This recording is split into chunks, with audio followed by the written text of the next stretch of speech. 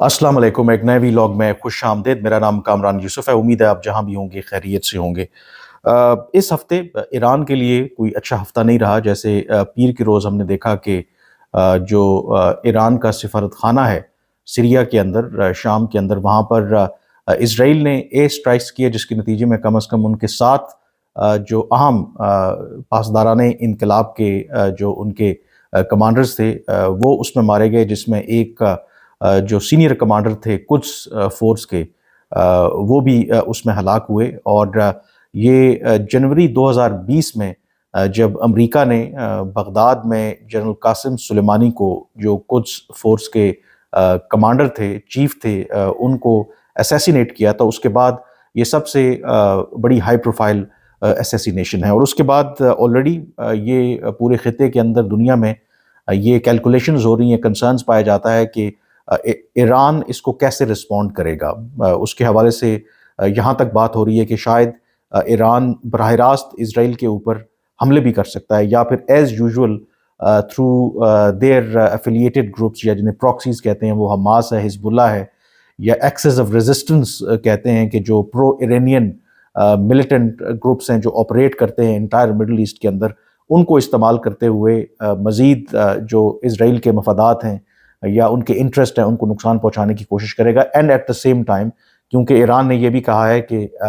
इन हमलों का जो असल जिम्मेदार है वो कोई और नहीं बल्कि अमेरिका है। इससे पहले कि उनकी तरफ से अभी तक ईरान की तरफ से कोई जवाब तो नहीं आया, लेकिन ईरान के जो सुप्रीम लीडर हैं वो भी बारहा ये कह रहे हैं कि वो इस जो भी इकदाम इसराइल की तरफ से लिया गया है उसका ज़रूर बदला लेंगे। लेकिन इससे पहले कि ईरान कोई इस तरह की कार्रवाई करता, तो रात गए ईरान का जो सूबा है, पाकिस्तान से मुल्क का जो बलूचिस्तान का सूबा, उसे सिस्तान बलूचिस्तान कहते हैं, तो वहाँ पर मल्टीपल अटैक्स हुए हैं दहशतगर्दों की तरफ से, जो मिलिटेंट्स ने अटैक किए हैं। और जो उसकी तफसीलात हैं, कम से कम दो जो रेवोल्यूशनरी गार्ड्स के जो हेडक्वार्टर्स थे, एक उनका शहर है रस्क, और दूसरा पोर्ट सिटी चाबहार जो है। यहाँ पर जो मिलिटेंट्स हैं, इन्होंने जो वहाँ के हेडक्वार्टर्स हैं, उनको जो रेवोल्यूशनरी गार्ड्स के हेडक्वार्टर्स हैं, उनको निशाना बनाने की कोशिश की, उसमें अंदर घुसने की कोशिश की, और कई घंटों तक उनकी जो लड़ाई है वो ईरान के सिक्योरिटी फोर्सेस के साथ जारी रही। मुतज़ाद इत्तलात हैं, जो सरकारी मीडिया है ईरान का, जो उनके ऑफिशियल्स हैं, वो ये रिपोर्ट कर रहे हैं कि इन हमलों में कम अज़ कम जो 5 इरानियन पासदाराने इनकलाब के जो एहलकार हैं वो मारे गए हैं, जबकि तकरीबन जो 15 हमला आवर थे उनको भी न्यूट्रलाइज किया गया है। और जो इरानियन अथॉरिटीज़ हैं उनका ये कहना है कि ये ऑपरेशन जो है अब वो ख़त्म हो गया है, और वो अब सिर्फ सर्च ऑपरेशन कर रहे हैं उस एरिया में। अगर कोई बाकी दहशतगर्द रह गए हैं तो उनको भी वो न्यूट्रलाइज करें। लेकिन जो दूसरी तरफ रिपोर्ट्स आ रही हैं, उसमें ये कह रहे हैं कि जो कैजुअल्टीज़ हैं वो इससे ज़्यादा हैं जो ईरान की हुकूमत बता रही है। एक रिपोर्ट के मुताबिक जो ईरान इंटरनेशनल है, लंदन बेस्ड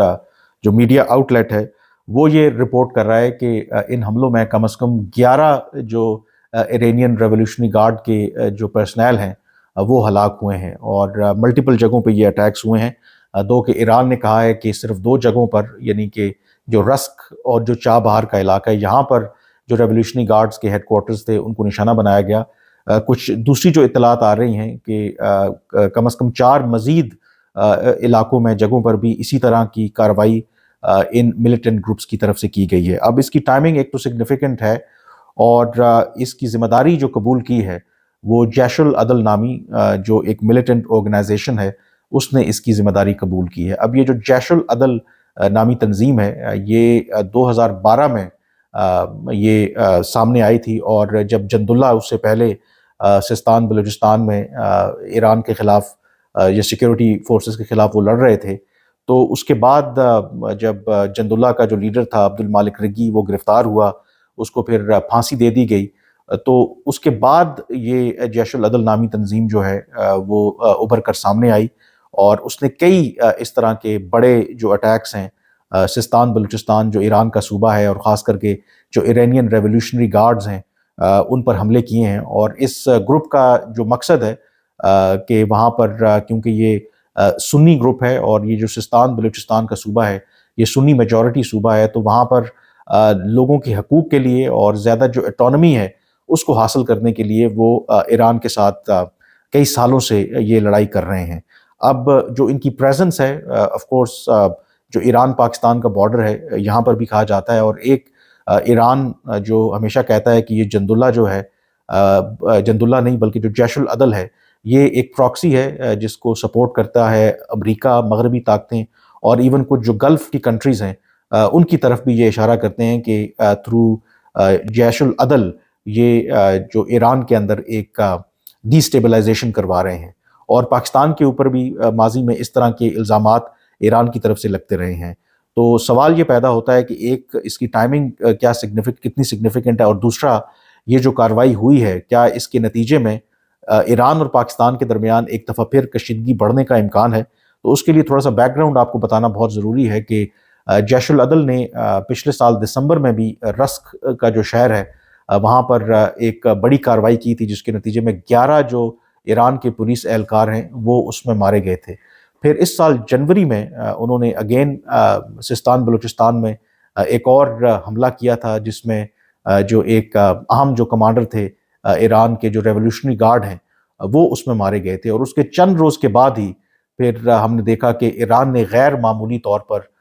پاکستان کے اندر میزائل داغے۔ ایران کا یہ دعویٰ تھا کہ انہوں نے پاکستان میں موجود کم از کم 2 جو دہشت گردی کے یا جیش العدل کے جو ٹھکانے ہیں ان کو نشانہ بنایا۔ پاکستان نے اس کی تردید کی کہ اس واقعے میں صرف جو معصوم بچے ہیں وہی مارے گئے، اور حالات اس نہج تک پہنچ گئے کہ 2 روز کے بعد پھر پاکستان کو بھی جوابی کارروائی کرنی پڑی سستان بلوچستان کے اندر، اور پاکستان نے یہ دعویٰ کیا کہ انہوں نے جو سستان بلوچستان کے اندر بلوچ دہشت گرد تنظیموں کے ٹھکانے ہیں ان کو نشانہ بنایا۔ ایران نے اس حد تک اعتراف کیا کہ جو لوگ پاکستانی میزائل حملوں میں مارے گئے وہ ایران کے شہری نہیں تھے، تو ان ادر ورڈز انہوں نے کہیں نہ کہیں ایڈمٹ کیا کہ وہ ایرانین شہری نہیں تھے، تو اس کا مطلب ہے کہ وہ ان کا تعلق پاکستان کے بلوچستان سے ہی تھا۔ اور اس کے بعد ہم نے یہ بھی دیکھا کہ ایک پوری ایک سٹینڈ آف ہو گیا دونوں ملکوں کے درمیان۔ پاکستان نے ایران سے اپنا سفیر بلا لیا، یہ پہلی مرتبہ ہوا تاریخ میں، اور ایران کے سفیر کو بھی پاکستان سے جانے کا کہا۔ لیکن جتنا تیزی سے دونوں ملکوں کے درمیان تعلقات خراب ہوئے اتنا ہی کوئکلی جو ہیں وہ تعلقات پھر بہتر بھی ہو گئے، کیونکہ ودن 2 ویکس جو ایران کے وزیر خارجہ تھے انہوں نے پاکستان کا دورہ کیا، اور دونوں ملکوں نے اگری کیا کہ وہ کوئکلی جو کشیدگی ہے اس کو کم کریں گے، جو ڈپلومیٹک ریلیشن شپ تھے اس کو فوری طور پر بحال کر دیا گیا، اور دونوں ملکوں نے یہ فیصلہ بھی کیا کہ ایک ہاٹ لائن جو اسٹیبلش کی جائے گی، ایسا میکنزم اسٹیبلش کیا جائے گا، اور دونوں اطراف ایسے جو آفیسرز ہیں وہ اپوائنٹ کیے جائیں گے تاکہ وہ کسی بھی اس طرح کی جو ایکٹیویٹی ہے ملیٹنٹس کی، وہ پاکستان کی سائٹ پر ہو یا ایران کی سائٹ پر ہو، تو ایک دوسرے کو وہ انفارم کریں گے، اور بیسڈ آن دیٹ پھر جو ہر جو ملک ہے وہ اپنے ایریا کے اندر کارروائی کرے گا، اور کسی ایک دوسرے کی جو ساورنٹی ہے وہ اس کو وائلیٹ نہیں کریں گے۔ لیکن یہ جو لیٹسٹ انسیڈنٹ ہوا ہے، ایران آلریڈی دباؤ میں ہے کہ ایک طرف جو اسرائیل نے ان کے سفارت خانے کو دمشق میں نشانہ بنایا ہے، قدس فورس کے ایک اہم جو کمانڈر ہیں وہ اس میں مارے گئے ہیں، اور اس کے بعد اس سے پہلے کہ ایران کوئی جوابی کارروائی کرتا اسرائیل کے خلاف یا اس کے مفادات کے خلاف، تو یہ بڑی کارروائی ایران میں ہوئی ہے۔ تو اس کے بعد یہ یقینی طور پر ایک خدشہ پایا جاتا ہے کہ کیا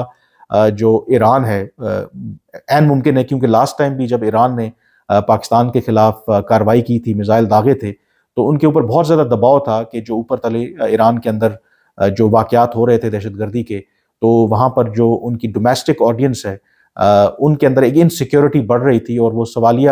سوال اٹھا رہے تھے کہ جو ایران کی سیکیورٹی فورسز ہیں اس حوالے سے کیا کر رہے ہیں۔ تو ان کو سیٹسفائی کرنے کے لیے کہا یہ جاتا ہے کہ ایران نے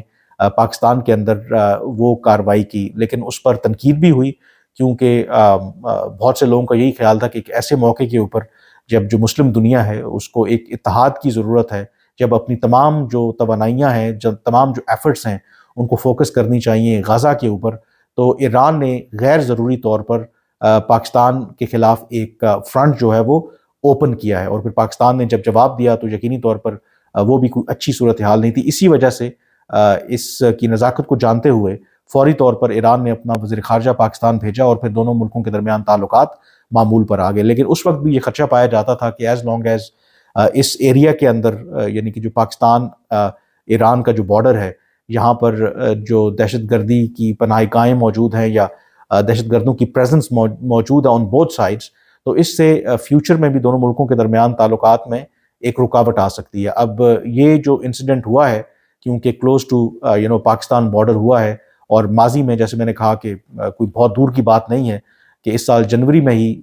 ایران نے پاکستان کے اندر میزائل حملے کیے تھے، اور نشانہ وہ یہ کہہ رہے تھے کہ اس میں جیش العدل کے ٹھکانے تھے، اور ان حملوں کی ذمہ داری بھی جیش العدل نے قبول کی ہے۔ تو کہیں نہ کہیں یہ خدشہ ضرور پایا جاتا ہے پاکستان کے اندر بھی، اور جو پاکستان کے حکام ہیں آبویسلی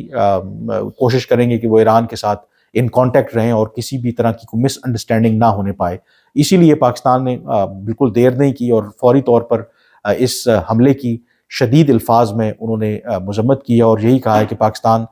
ہر قسم کی دہشت گردی کی مذمت کرتا ہے اور اس کے خلاف ہیں۔ بٹ جو سچویشن ہے اس وقت خطے کے اندر، اور خاص کر کے ایران کے اوپر جو دباؤ ہے، تو یقینی طور پر جو پاکستانی سیکیورٹی فورسز ہیں جو بارڈر کے ایریاز میں ہیں، آئی تھنک یہ کوئی حیران کن بات نہیں ہوگی کہ اس وقت اگر وہ ہائی الرٹ پہ ہوں۔ تو سچویشن ایوالو ہو رہی ہے، انفولڈنگ سچویشن ہے۔ جو بھی فردر اپڈیٹس ہوں گی میں آپ کو انفارم کرتا رہوں گا، لیکن آپ سے ریکویسٹ بھی کروں گا کہ اگر ابھی تک آپ نے میرا چینل سبسکرائب نہیں کیا تو اسے ضرور سبسکرائب کریں تاکہ آپ کو بر وقت اور مستند اطلاعات مل سکیں ان تمام موضوعات کے حوالے سے۔ فی الحال مجھے اجازت دیجیے، اللہ حافظ۔